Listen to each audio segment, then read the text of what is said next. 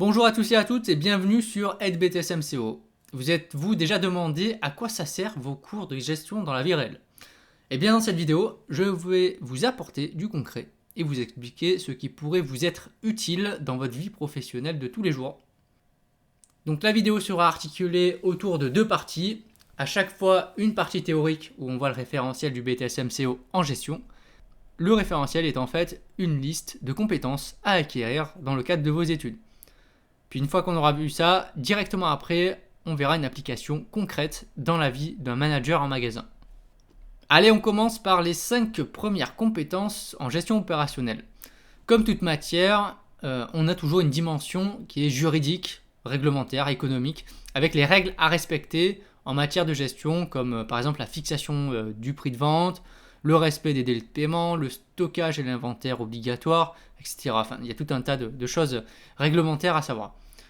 Vous comprendrez ce qu'est un cycle d'exploitation dans une entreprise. Donc on parlera notamment du besoin à fond de roulement, appelé BFR, par exemple. Par exemple, dans le cycle d'exploitation, le fait d'acheter une marchandise, de la stocker, ce sont déjà deux étapes du cycle d'exploitation. Après, il faut la mettre en magasin à disposition du client, puis il faut la vendre, puis il faut encaisser le client, etc. Enfin, tout ça, c'est ce qu'on appelle le cycle d'exploitation et vous le verrez en cours. Vous avez aussi un pavé sur les documents commerciaux. Donc je pense notamment à la notion de devis, de contrat commercial et de facturation. Également, la gestion des paiements et des délais de règlement avec les partenaires et fournisseurs, à prendre en compte notamment dans la partie gestion de trésorerie et anticipation des opérations bancaires.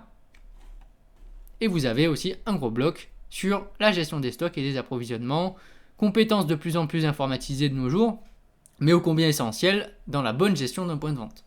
Donc là, il y a quand même un gros pavé que vous verrez en cours.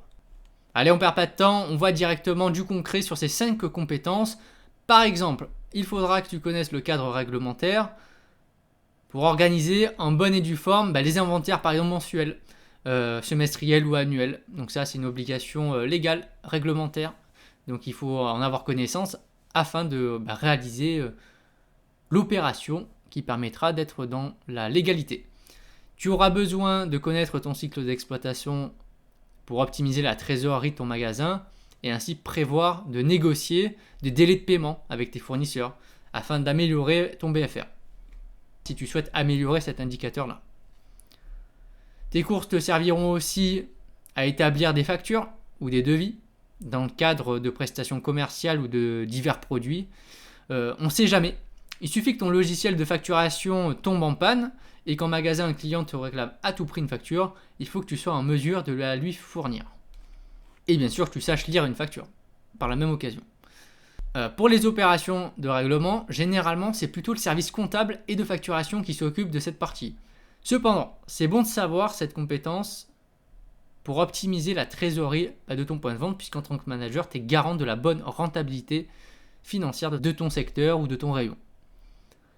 Et bien entendu, tu auras besoin de tes cours pour optimiser les stocks et analyser tous les indicateurs commerciaux en lien avec la gestion des stocks. Le stockage, ça coûte cher. Donc en tant que manager, ta principale mission est aussi de l'optimiser au quotidien. Pour faire en sorte que tu aies suffisamment de stock pour ne pas avoir de rupture en magasin, mais ne pas en avoir trop parce que ça coûte ultra cher le stock. On passe à 4 nouvelles compétences. Alors le financement de l'exploitation, une compétence en lien très étroit avec les opérations de règlement qu'on a vu précédemment, compétence qui traite notamment de la notion d'investissement et des divers calculs en matière de flux net de trésorerie. Justement, on y vient avec la gestion de la trésorerie, donc savoir prendre en compte le tableau des encaissements, les tableaux des décaissements, donc établir des budgets de trésorerie. Là, on parle aussi de cycle d'exploitation, de BFR, de FRNG, etc. Tout ça, vous allez l'apprendre. Le compte de résultat, avec tous les indicateurs de gestion qu'on appelle ici les soldes intermédiaires de gestion, autrement dit les SIG. Tu apprendras comment construire un compte de résultat et bien sûr comment l'analyser, c'est ce qu'il y a de plus important. Et vous aurez aussi une bonne partie sur les calculs commerciaux avec l'analyse des coûts et des marges, essentielle pour tout manager pour définir un prix de vente notamment ou assurer la rentabilité de son secteur. Il y a tout un tas de calculs au préalable à faire en fonction des données commerciales que l'on a pour faire les meilleurs choix stratégiques et opérationnels. Allez, tout de suite, une application concrète. Bon, pour le financement, c'est plutôt le gérant et les services associés qui s'en occupent, hein. Mais toi, en tant que manager, ça pourrait être utile pour présenter un plan d'investissement ou proposer un plan de financement pour convaincre ta direction d'investir dans tel ou tel projet qui serait utile pour ton secteur. Investir dans une nouvelle machine, par exemple, un nouvel outil de travail ou un nouveau marché. Donc, tu as tout un tas de calculs d'investissement nécessaires. Ça pourrait être utile. Pour la partie trésorerie, ça te servira à t'assurer de ta bonne gestion du compte d'exploitation qui t'est confié. Donc pour ton rayon ou ton secteur, tu es garant de sa bonne rentabilité. Pour le compte de résultat, ça te sera utile pour savoir lire le compte de résultat qui est publié chaque année par ton entreprise. C'est un document qui est obligatoire et qui permet de s'assurer de la bonne santé financière de son entreprise. Et bien pourquoi s'en intéresser ? Si une entreprise va bien, alors c'est signe aussi que notre travail porte ses fruits, que l'on va pouvoir embaucher en fonction des besoins, que l'on va peut-être nous confier des chantiers d'investissement à appliquer en magasin, etc. Donc c'est important de se renseigner un minimum sur l'actualité de sa boîte pour savoir si on va avoir des opportunités dans notre gestion commerciale du point de vente. Et enfin, pour les coûts et marges, très utile pour établir tes opérations commerciales, pour analyser leur rentabilité, c'est indispensable. Quand tu as le choix entre plusieurs opérations commerciales à mettre en place, tu vas choisir celle qui est le plus rentable. Mais pour choisir laquelle est la plus rentable, il faut savoir faire tous les calculs commerciaux. Allez, on poursuit avec 5 grosses thématiques en gestion. On a la fixation du prix de vente, essentiel pour comprendre tous les facteurs qui font influer un prix de vente, le respect du seuil de revente à perte, etc. Tu vas apprendre aussi à lire un bilan et à faire bien sûr et à analyser, c'est le plus important, que ce soit bilan comptable et bilan fonctionnel. Comme pour le compte de résultat, ce sont des documents qui sont obligatoires qui permettent de s'assurer de la bonne santé financière de l'entreprise et donc de la bonne gestion opérationnelle de l'entreprise, dont ton travail y contribue. La gestion des risques professionnels, à la fois des risques commerciaux, des risques humains, des risques psychologiques, des risques climatiques, des accidents, etc. Enfin, plein de risques à prendre en compte et anticiper. Tu vas apprendre les diverses méthodes pour prévoir tes ventes, notamment dans le cadre de prévoir un nouveau budget, par exemple. Tu as besoin de connaître les ventes futures pour tes engagements promotionnels. Enfin, on le verra après, mais il y a plein d'applications concrètes en magasin où tu as besoin de connaître les ventes de l'année dernière et puis les estimations des ventes futures. Et justement, en parlant de budget, on y arrive. Comment faire un budget des ventes, comment faire un budget des achats, comment faire un budget d'encaissement ou de décaissement, un budget de trésorerie. Enfin, tous ces budgets-là, tu vas les voir, tu vas les apprendre et tu vas t'en servir dans la gestion quotidienne et prévisionnelle d'une entreprise. Bon, donc dans la vie réelle, tu auras besoin de savoir fixer un prix de vente pour tes opérations commerciales, d'où l'intérêt de bien apprendre tes courses dessus. Tu auras besoin d'analyser aussi la santé financière et structurelle de ton entreprise, donc savoir lire un bilan, c'est important pour savoir si l'entreprise se porte bien, un peu comme ce qu'on en avait parlé avec le compte de résultat. Pour la partie des risques, on pourrait te confier par exemple la mise à jour d'une partie du DUR, c'est ce qu'on appelle le document unique d'évaluation des risques professionnels. On pourrait te confier lors d'une réunion de projet pour la mettre à jour par exemple. C'est donc important de savoir ce que c'est déjà et surtout au quotidien en tant que manager, tu devras mettre en œuvre plein d'actions concrètes et opérationnelles pour respecter ce DUR, pour faire des actions de prévention, etc. Donc là, on parle beaucoup aussi de formation professionnelle sur les risques et dangers sur le lieu de travail, dont tu es garant en tant que manager pour ton équipe. Alors pour les prévisions de vente, ce sera utile pour valider tes plans d'engagement promotionnel notamment. Par exemple, quand on prépare les opérations promo de Noël, on prépare tout ça en plein mois d'été.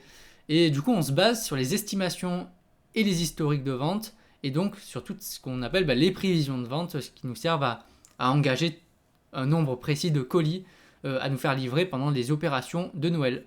Et comme on le fait 4 ou 5 mois avant, il faut bien se baser sur des historiques de vente et des prévisions.